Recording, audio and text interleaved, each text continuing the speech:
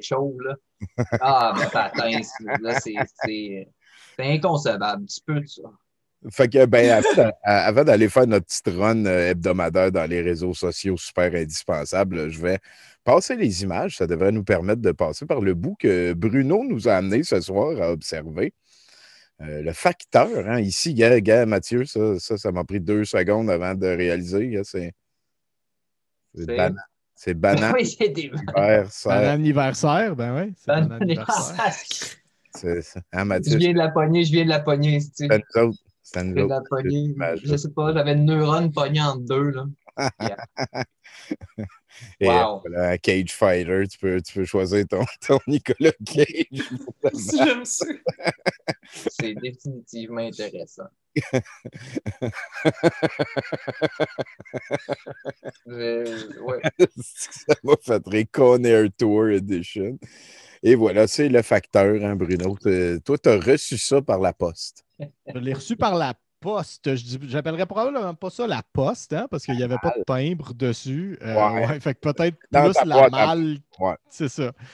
Je l'ai reçu par la malle. Donc, un peu ironique, hein, que ça s'appelle le facteur. Alors que clairement, aucun facteur n'a jamais touché à ce journal.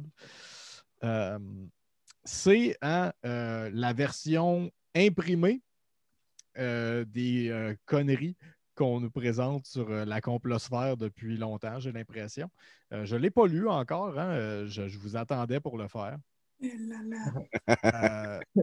on commence avec un gros dossier quand même. Les grands oubliés de la crise sanitaire, nos enfants. Parce que personne n'en parle jamais, puis personne n'y pense jamais. Et d'ailleurs, pour ceux qui se demandaient, nos enfants, c'est 2 clones, hein, qui sont comme dos à dos. Là, ouais. c'est eux autres, nos enfants, là, de la manière que c'est présenté là. Où il y avait juste les droits d'une photo d'enfant. Il y avait juste les moyens des droits d'une photo d'enfant. Fait qu'ils les ont mis comme ça en miroir. Dépression, anxiété, détresse psychologique, troubles du langage, solitude, suicide, nos enfants. Allons-nous sacrifier leur avenir? Hein? À date là, à part, mettons, journal Le Facteur, je pense que c'est démagogique partout. Moi, en tout cas, je trouve que mettre 2 enfants ou une photo d'enfant miroir sur la première page du journal Le Facteur, je trouve que c'est aussi quelque chose que des pédosatanistes feraient. Je lance ça. Je veux pas dire que c'est pédosataniste. Je dis juste que c'est aussi ce que des pédosatanistes feraient. D'ailleurs, on voit les deux photos de l'enfant aussi. Il est assis, hein, avec ses genoux pliés. Ça fait une forme de triangle entre le plancher et ses 2 jambes. Là. En tout cas, moi, c'est plein de symboles. C'est plein de symboles pédosataniques. Là. Moi, je touche pas à ça. Ceci dit, hein, voilà, Douteux TV. Les nations du monde entier sont en danger et puis c'est beaucoup plus grave qu'un virus. La vie d'avant, c'est terminé. Maintenant, défends tes libertés. Donc, on n'est plus dans l'information déjà. Là. On est dans l'appel, hein, dans l'émotion. Agir. On est dans l'éditorial, disons. Oui, solide. Ensuite de ça, on nous invite, hein, sur le logo de Parental Advisory Explicit Lyrics de télécharger le PDF, imprimez-le, distribuez-le. Hein. Associez-vous à ça. T'sais. Voilà, donc ils n'ont pas beaucoup de moyens, hein, le journal Le Facteur. Donc, si vous voulez les aider, la meilleure chose que vous pouvez faire, c'est imprimer le PDF et le distribuer dans votre quartier. D'ailleurs, moi, on a 6 appartements dans mon bloc appartement. Donc, il y en avait une gang, probablement 6, dans ma boîte aux lettres quand je suis rentré chez moi tout à l'heure. Fait que je les ai toutes pris, hein? Puis je les ai donnés moi aussi à mon recyclage. Tu vas participer à l'effort de guerre. Voilà, j'ai participé à l'effort de guerre. Qui vous fait plus peur? Le virus ou, dans une TV, C'est capoté, hein? Pas très period appropriate, les médias. Qui vous fait le plus peur? Puis il n'y a aucune des deux réponses qui est un qui. Effectivement. C'est pas fou, ça, c'est pas fou. Mais là. on voit, par exemple, avec le logo ou l'icône de télévision qu'ils ont utilisé, hein, on voit un peu à qui ils s'adressent avec ce truc-là, parce qu'on s'entend que le média imprimé, hein, c'est plus quelque chose qui est très populaire. Hein. Il n'y a pas beaucoup de journaux qui font beaucoup de leur argent avec la version imprimée de leur journal. Donc, on est vraiment dans ce. On vise ce démographique un peu, là, j'ai l'impression. Le savais-tu, toi? Non? Déjà, le journal me tutoie, je ne suis pas super. En tout cas, parce qu'on n'a pas élevé des cochons ensemble, me semble. Les médecins sont muselés par leur ordre concernant la liberté d'expression en lien avec la COVID. Ça, c'est une question. C'est pour ça que j'ai monté ma voix à la fin, parce que sinon, ce n'était pas clair dans la structure, mais c'est une question. Hey, c'est 97% des personnes décédées avaient d'autres conditions spécifiques qui ont mené à leur mort. Oh, tabarnak! Hey. Les décès en majorité depuis mars ont tous été comptabilisés COVID. En sachant que les corps des défunts étaient automatiquement incinérés sans droit d'autopsie ou de test de COVID. Aïe. Fin, ça. Non au couvre-feu. Rétablissons nos libertés fondamentales. Quand l'argent parle, la vérité se tait. Elle, la muselée, la madame. Tu sais, c'est peut-être un humain, ça a l'air d'être un monsieur finalement, qui se battait pour de quoi qui avait de l'allure. Tu sais, oui. Il y a beaucoup, beaucoup d'appropriation de messages de d'autres causes. Et d'ailleurs, en tout cas, avant de continuer dans le journal Le Facteur, tu sais, moi, un des trucs que je dis, puis que j'ai un peu fait allusion dans ma chronique à 70% la semaine dernière, ces gens-là, les complotistes en ce moment, moi, je pense que c'est symptomatique. Là. C'est pas. On peut pas. Tu sais, la raison pour laquelle il y a autant de complotistes en ce moment, c'est directement lié, je pense, au manque de transparence de nos gouvernements et de nos institutions avant ça. Donc, c'est énormément le problème de quelque chose qui a été préparé. Oui. Et c'est qu'on a vu arriver puis qu'on savait que ça oui. Oui. Voilà. Donc, je le dis souvent, moi aussi, là, que les institutions sont coupables d'avoir laissé un cynisme incroyable s'installer envers elles. C'est la rançon de ce qui se passe. Là. Puis là, ça va être soit qu'on laisse tous les millions à Jeff Bezos ou soit qu'on repogne confiance en le gouvernement. Tu sais, c'est un peu ça. Là. Il va falloir que le gouvernement me prouve en tabarnak qu'il faut que je leur fasse confiance aussi. Ben oui, c'est ça. C'est ça. Puis, et ceci dit, en ce moment, c'est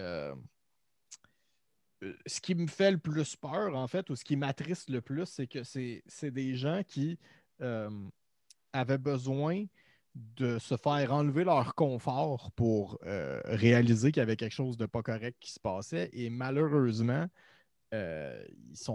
non seulement ils l'ont fait pour les mauvaises raisons, mais en plus, maintenant, ils le font pas dans la bonne direction. Ils en viennent à la mauvaise conclusion, en fait. Puis c'est dommage parce que c'est des gens avec qui j'aimerais bien faire la révolution un jour, tu sais. Mais j'ai pas l'impression que ça s'en va dans cette direction-là pour l'instant. Oh non, c'est sûr. Puis, c'est ça, moi, cette semaine, tu sais, avec la manifestation la fin de semaine dernière, tu sais, faire de l'insomnie, j'en ai fait beaucoup. Puis, ce qui m'a fait faire de l'insomnie, en fait, ça a été le constat de ceci est une des premières pandémies qu'on aura au 21e siècle. Fait que c'est la première, on a une chance, puis cette chance-là, c'est que le virus, il est contagieux, mais le taux de mortalité est vraiment moindre. Puis ça, c'est ce qui nous aide en ce moment à traverser au travers. Puis avoir tous les conspis là-dessus pour un virus qui est pas, qui est mortel, mais pas si mortel que ça, qui pourrait être vraiment bien pire, ça m'amène à un constat très, très dark sur les prochaines pandémies qu'on va avoir. Fait que j'ai l'impression qu'on a beaucoup de choses à régler en ce moment, là, puis on peut le faire. Je suis d'accord avec toi d'une certaine manière, dans le sens où c'est sûr que c'est vraiment bien et pertinent de voir cette pandémie-là comme un dry run pour la vraie grosse pandémie qui s'en vient et qui va être beaucoup plus mortelle que celle-là. Et pour l'instant, on voit à quel point il y a des crises de gros ajustements à faire pour la prochaine, si on ne veut pas que ce soit totalement dramatique. Mais en même temps, si on avait eu une vraie, réelle pandémie avec un taux de mortalité très élevé, je ne sais pas s'il y aurait eu autant de conspirationnisme, justement, parce qu'à un moment donné, comme quand tout le monde meurt autour de toi, c'est difficile de... Ben, j'ai l'impression que... Ben, j'ai l'impression que si ça avait été une grosse pandémie avec un taux de mortalité, puis là, on est dans l'hypothétique totale, là, mais c'est que j'imagine que nos gouvernements n'auraient pas été plus transparents qu'ils l'ont été en ce moment. Puis avec le confinement qui s'étire, c'est sûr qu'il y a des gens qui ne savent pas gérer leur peur. Puis la manière dont ils gèrent leur peur, c'est de se poser des questions, se poser des bonnes questions, mais d'arriver aux mauvaises conclusions. Donc, j'imagine que la complotosphère aurait quand même pris pas mal d'ampleur en disant c'est des morts faits par le gouvernement. Ouais, c'est ils peuvent comme ils veulent, mais je comprends que ça n'aurait peut-être pas été le même on the side, là, mais je veux dire, on l'a vu pour Jacinthe, il y a déjà plein de morts. T'sais. Elle a dit les morts COVID, c'est des pédophiles qui ont été arrêtés. C'est ça. Il aurait tiré, il y a toujours quelqu'un pour traîner d'autres personnes dans les mauvaises conclusions. Je ne sais pas si ça aurait été si important que ce qu'on a maintenant, mais je pense qu'à l'avenir, on a une crise de grosse pente à remonter. On peut le faire. On est une bonne gang pour le remonter. C'est juste qu'il faut le remonter. Ça va avoir certainement été une sacrée étape dans l'évolution de l'humanité.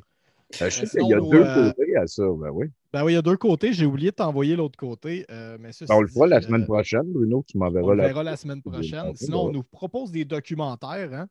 Des documentaires hold up. La pandémie ou pandémie. Voilà. Moi, dans tout ça, j'ai vu Ceci n'est pas un complot, c'est le seul que j'ai vu. Hein. C'est pas vu, comme je te dirais, c'est pas le pire parce que c'est pas un documentaire qui critique ben, oui et non. Là, c'est plus un documentaire qui traite de traitement médiatique que de la pandémie comme telle. C'est plus sur le médium que le fond. Genre. Voilà. Mais ceci dit, c'est quand même... il y a quand même énormément de moments extrêmement malhonnêtes dans le... Ça t'en prend pas gros pour que ça vale plus grand-chose. Hein. Voilà, dans ce documentaire. Donc, voilà, je ne le recommande pas non plus.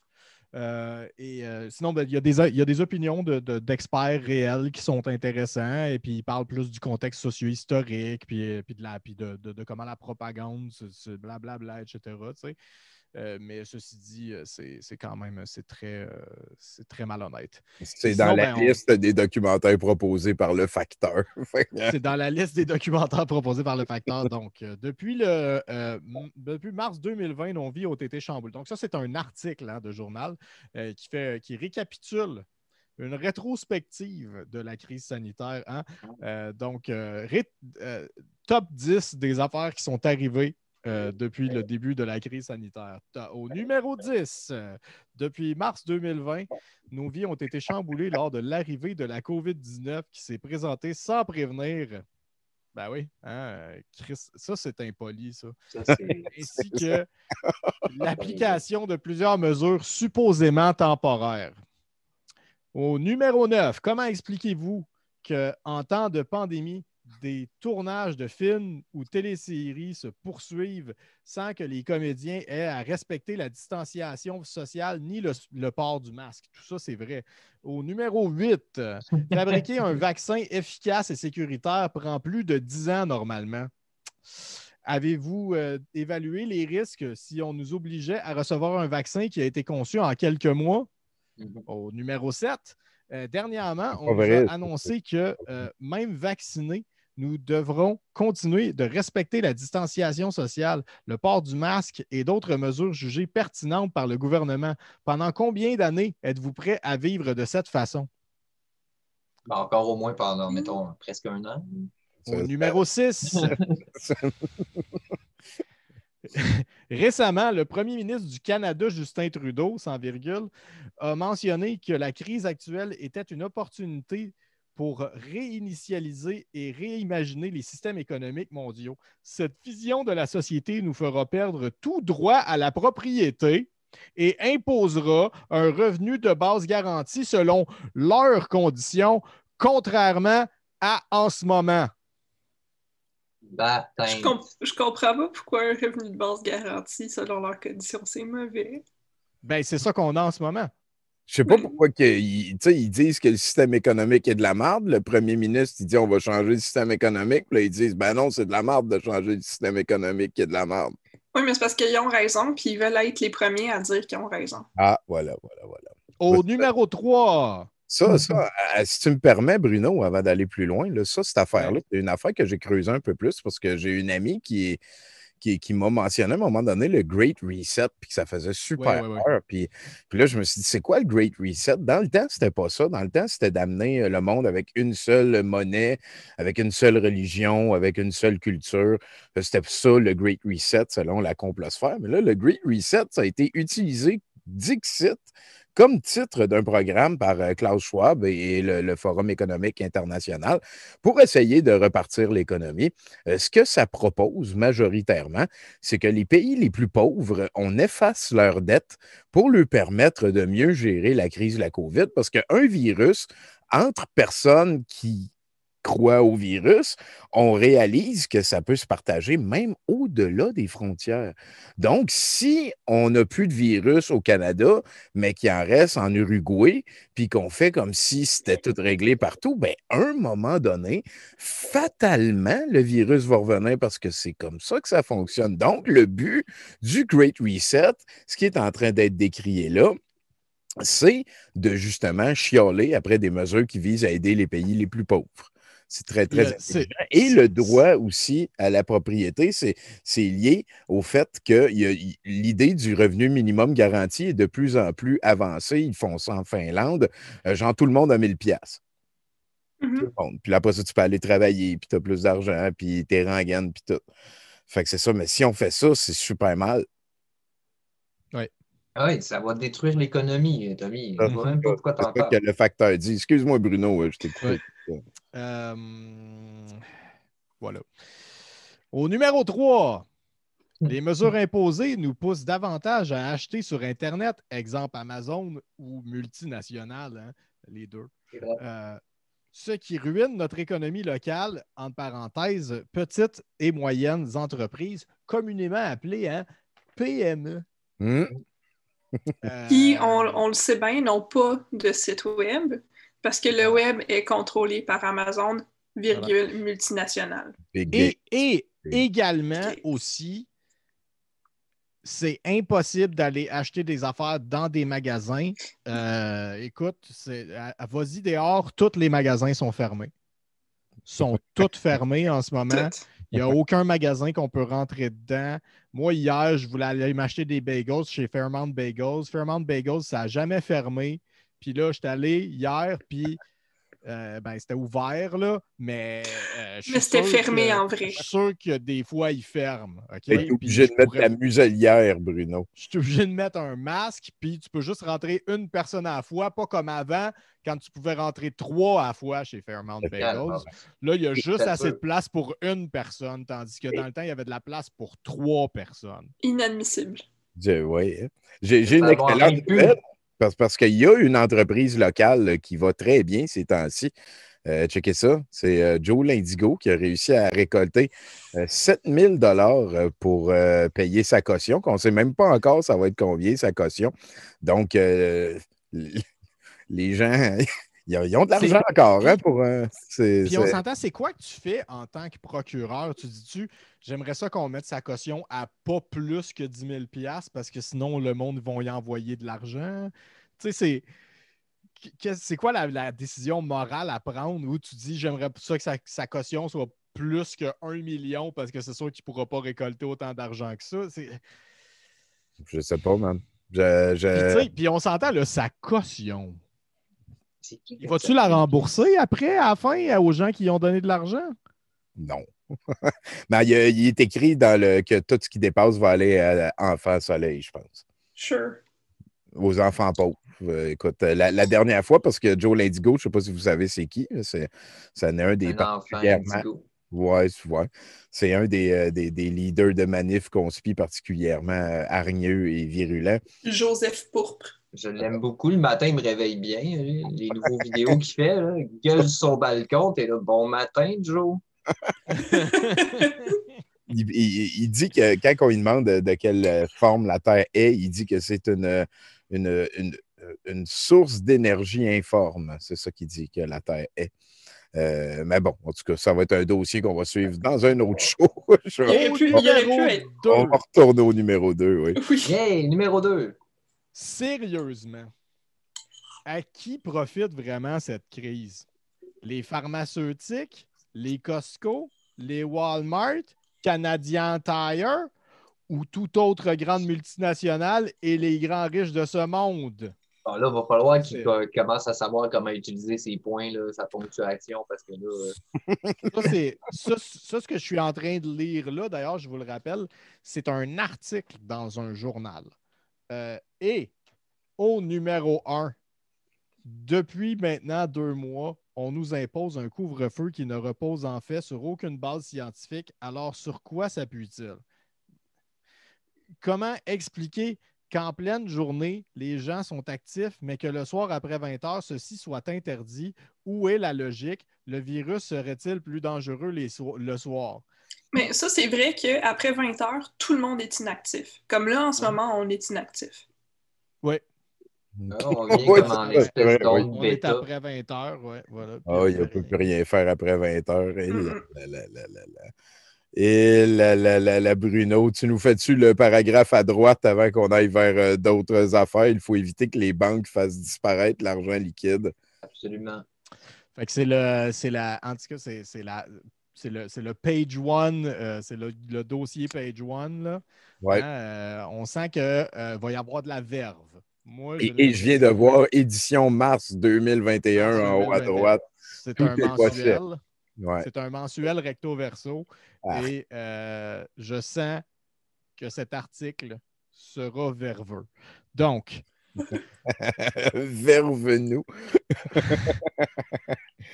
Les propriétaires des banques centrales ne rêvent que d'une chose. Ben oui. Nous priver de notre argent liquide et le remplacer par des monnaies digitales. D'abord, ce n'est pas un secret, 80% des banques centrales dans le monde planchent sur des projets de devises digitales. Rappelez-vous que les gouvernements nous ont alertés sur l'usage des billets de banque qui étaient potentiellement porteurs du virus et on nous suggérait fortement de payer par carte bancaire. Preuve numéro 1. Aujourd'hui, l'argent comptant est considéré comme dangereux et non pratique. Attention, cette guerre qui ne dit pas son nom contre l'argent comptant. Qui ne dit pas son nom contre... OK. Attention, cette guerre qui ne dit pas son nom contre l'argent comptant est vraiment dangereuse pour les citoyens. Je comprends pas qu'est-ce que ça veut dire, cette phrase-là. Non plus. Moi, j'imagine comme étant... Ouais, comme étant comme une guerre anonyme, là, comme une guerre en dessous. Une guerre invisible. Une guerre invisible, oui, OK. La guerre invisible du marché. Cette guerre qui ne dit pas son nom. Ah, c'est bon. Cette guerre qui ne dit pas son nom contre l'argent comptant est vraiment dangereuse pour les citoyens car c'est l'un de nos derniers espaces de liberté. Hein? L'argent comptant, c'est un de nos derniers espaces de liberté. Toi qui payais tout le temps par argent comptant avant, comme la majorité des gens payent en général toujours par argent comptant depuis très, très longtemps. Dans certains pays, Ils quadrillent les rues de caméras pour surveiller les citoyens. Ils font ceci sous le prétexte de lutter contre le terrorisme et maintenant le coronavirus. Mais souvenez-vous que l'argent comptant est notre dernier espace de liberté. Encore? Voyons, si, il me semble. Les étudiants de Hong Kong le savent mieux que nous. Voyons, ta gueule! Ils avaient pris soin de payer en liquide leurs billets de métro pour ne pas laisser de traces de leur participation à une manifestation. N'oublions pas que si demain l'argent comptant disparaissait, l'État, en cas de crise grave, pourrait piger immédiatement dans nos comptes bancaires sans nous le demander, notre avis. Donc oui, l'argent comptant suscite des convoitises. Suscite des convoitises. Parfois pour de bonnes raisons, mais souvent pour de mauvaises.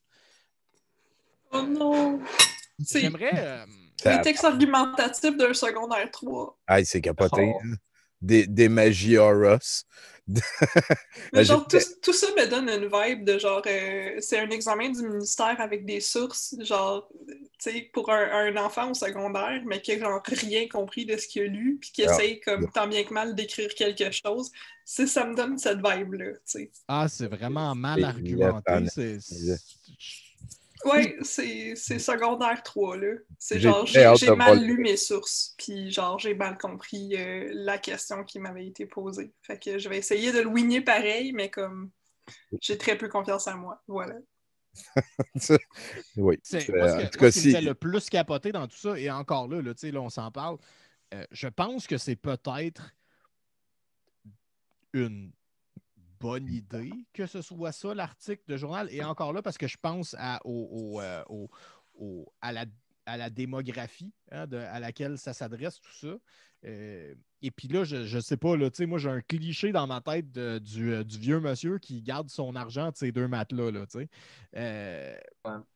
j'ai comme ce cliché-là dans ma tête. Puis là, je me dis, tu à cette personne-là qui s'adresse en ce moment, parce que qui d'autre...